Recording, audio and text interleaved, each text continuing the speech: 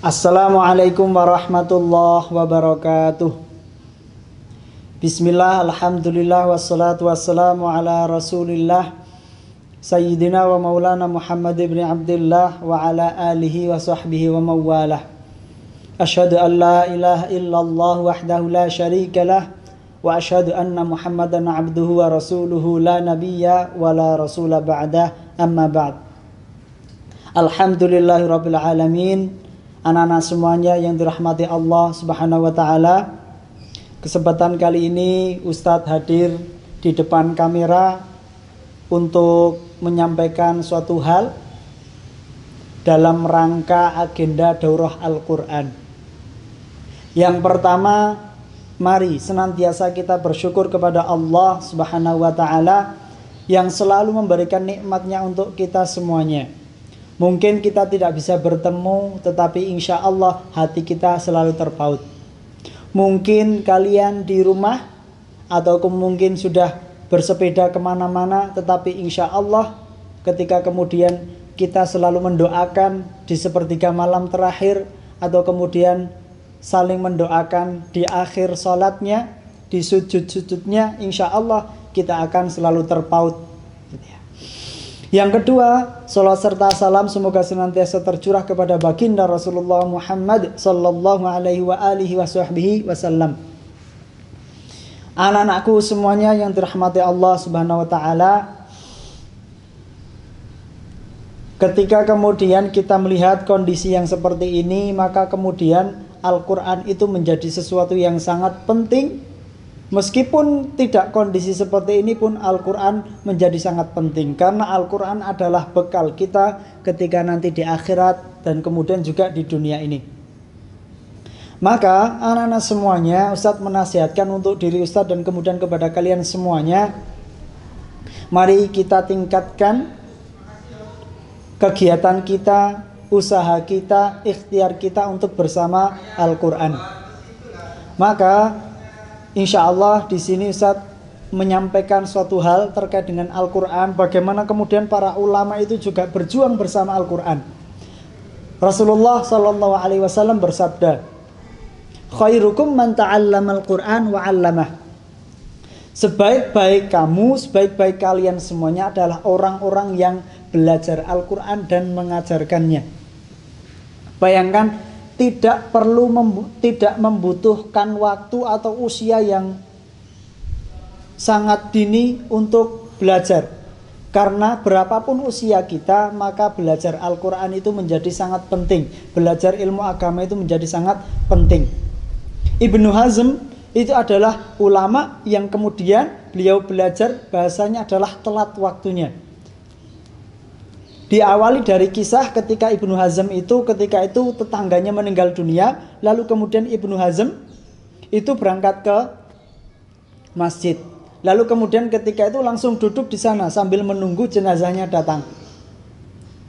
Lalu setelah itu ketika menunggu itu ada orang yang kemudian menegur, jangan langsung duduk, segera berdiri untuk sholat 2 rakaat. Akhirnya kemudian Ibnu Hazm ketika itu sebelum dia belajar, sebelum beliau menjadi ulama, lalu kemudian sholat 2 rakaat. Padahal waktu itu adalah ba'da asar. Setelah itu akhirnya kemudian datanglah jenazah, lalu kemudian melaksanakan sholat jenazah, lalu kemudian setelah sholat jenazah Ibnu Hazm melaksanakan sholat 2 rakaat. Lalu ada orang lain lagi yang menegur, kenapa kamu sholat 2 rakaat? Ini waktu yang dilarang untuk sholat. Akhirnya kemudian Ibnu Hazm malu bukan kepalang karena beliau merasa bahwa ilmunya itu sangat nol. Kisah ini yang menjadikan Ibnu Hazm merasa tercambuk dan akhirnya mau belajar agama. Dan akhirnya kemudian menjadi ulama yang sangat luar biasa. Begitu juga kisah Zakaria Al-Ansari yang kemudian baru belajar agama di usia 26 tahun. Maka khairukum ini, man ta'allamal Quran, belajar Al-Quran dan belajar ilmu agama secara umum itu tidak terpaut usia. Berapapun usia kita, mari kemudian kita tetap belajar. Yang kedua, yaitu mengajarkan Al-Quran. Kisahnya, anak-anak semuanya, betapa sangat luar biasanya. Ketika kemudian teman-teman semuanya tahu ada yang namanya Abu Musa al-Ansari, Abu Musa al-Asy'ari. Beliau itu terkenal dengan suaranya yang sangat indah. Bahkan Rasulullah pun memuji suara Abu Musa al-Asy'ari. Ketika itu Rasulullah lewat di rumahnya Abu Musa al-Asy'ari pada malam hari. Akhirnya ketika lewat itu Rasulullah mendengar Abu Musa al-Asy'ari ini sedang membaca Al-Quran. Akhirnya kemudian Rasulullah berhenti, lalu mendengarkan bacaan Al-Quran dari Abu Musa al-Asy'ari. Setelah mendengar itu, Masya Allah betapa enaknya bacaannya. Lalu kemudian paginya Rasulullah memberitahu kalau tadi malam barusan mendengarkan bacaan Abu Musa al-Asy'ari. Lalu kemudian Abu Musa al-Asy'ari apa responnya? Ya Rasul, kalau aku tahu, aku akan lebih memperbagus suaraku lagi. Gitu.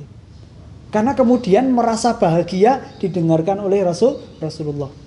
Tidak cukup itu, ternyata Abu Musa al-Asy'ari ini dikirim bersama Mu'adz ke Yaman untuk mengajarkan Al-Quran.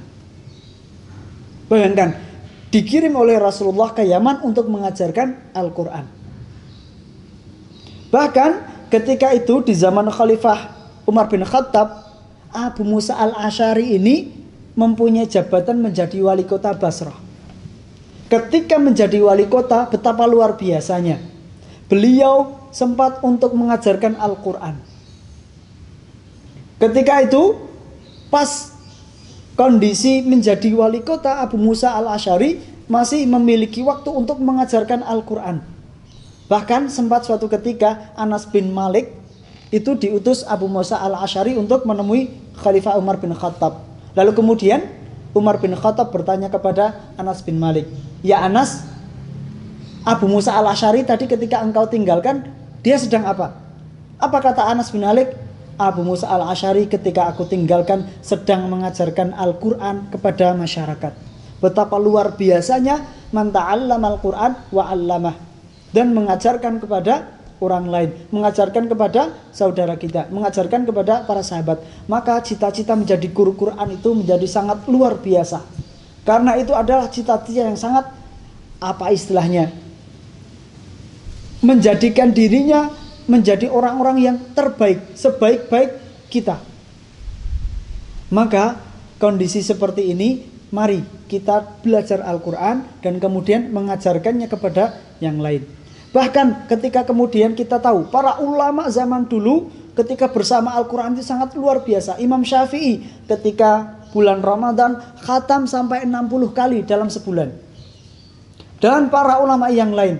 Bahkan ulama-ulama Nusantara, ulama-ulama di Indonesia ketika kemudian zaman penjajahan sampai kemudian menuju ke zaman kemerdekaan, itu Masya Allah betapa luar biasanya peran para ulama. Betapa tidak, ketika sebelum proklamasi, Bung Karno menyempatkan waktunya untuk menemui ulama. Siapa yang beliau temui dan untuk apa? Biasanya para pimpinan politik menemui para ulama. Yang pertama, untuk mendapatkan ketenangan, untuk mendapatkan keyakinan, dan untuk mendapatkan keberanian. Maka yang ditemui oleh Bung Karno siapa? Yaitu adalah ulama mukasyafah yang berada di Cianjur Selatan, yang bernama Syekh Musa, yang usianya 80 tahun.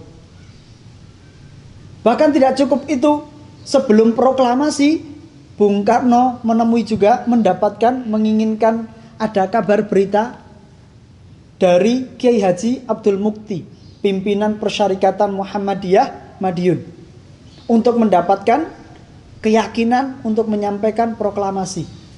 Tidak cukup itu, Bung Karno juga menemui pimpinan atau Hadratus Syekh Kiai Haji Hasyim Asy'ari untuk juga mendapatkan keyakinan bagaimana kemudian proklamasi atau kemerdekaan yang akan dilakukan. Karena sebentar lagi kita juga akan memperingati kemerdekaan bangsa Indonesia 17 Agustus.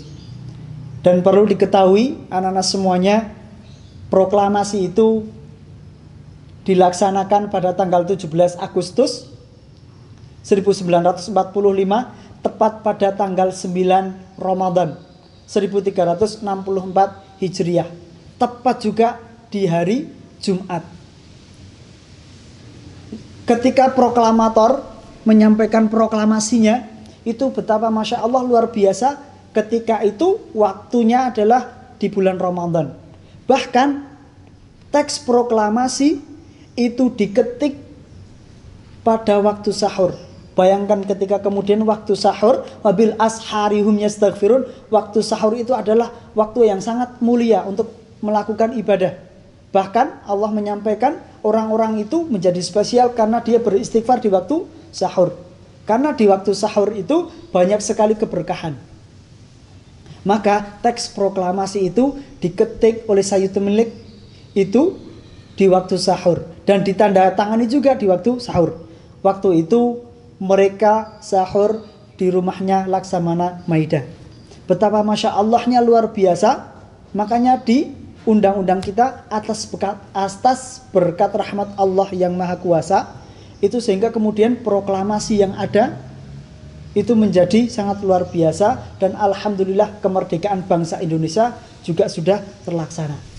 Maka anak-anak semuanya, ketika kemudian kita bersama ulama, bersama Al-Quran, ketika kemudian kita senantiasa terus bersama Al-Quran, belajar mengajarkannya, dan kemudian dekat dengan para ulama, insya Allah Allah pun akan meridai segala langkah yang kita laksanakan. Mungkin itu yang bisa Ustaz sampaikan sebagai kesimpulan untuk daurah Al-Quran kita semuanya.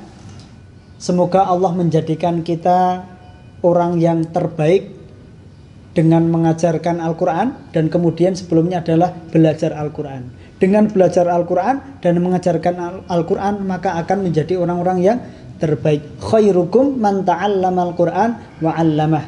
Dan semoga Allah memberkahi setiap langkah kita dan menjadikan kita menjadi orang-orang yang ahli Quran. Allahumma ja'alil Qur'ana rabi'a qulubina wa nura sudurina wa jala'a ahzanina wa dhahaba humumina. Dan kemudian semoga Al-Quran menjadi rizki untuk kita, sehingga kemudian ketika kita berinteraksi bersama Al-Quran, rasanya bahagia, rasanya ingin terus bersama Al-Quran, rasanya selalu untuk kemudian bersama Al-Quran dimanapun kita berada. Semoga Allah memudahkan setiap langkah kita semuanya. Terima kasih atas perhatiannya. Kurang lebihnya dari Ustaz mohon maaf. Wassalamualaikum warahmatullahi wabarakatuh.